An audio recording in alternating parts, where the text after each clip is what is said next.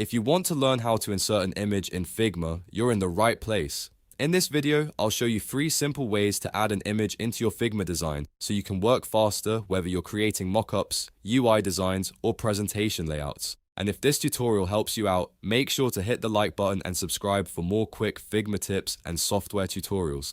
Let's jump right in. The first method is the fastest keyboard shortcut. Inside your Figma design file, press Ctrl plus Shift plus K on Windows, or use the equivalent shortcut on Mac if needed, and this will open your file browser. From there, locate the image you want to use, then simply double-click it to insert it into your canvas.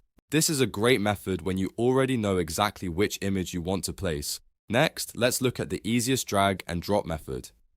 All you have to do is find the image on your computer, click and drag it peer-to-peer onto the Figma canvas and release it where you want it to appear. Figma will place the image right into your design, and you can then resize, reposition, or crop it as needed. This method is perfect if you want a quick visual workflow and don't want to go through menus.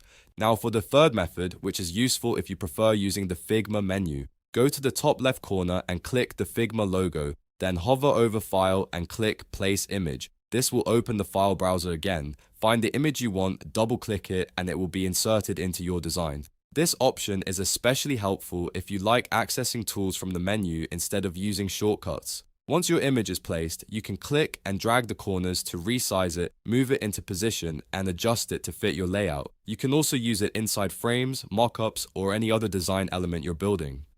So just to recap, you can insert an image in Figma using Ctrl plus Shift plus K by dragging and dropping it onto the canvas, or by going through the Figma menu and selecting Place Image. All 3 methods are simple, and once you know them, adding images to your designs becomes much easier. If this video helped you, please give it a thumbs up and subscribe for more Figma tutorials, beginner guides, and design workflow tips. Thanks for watching, and I'll see you in the next one.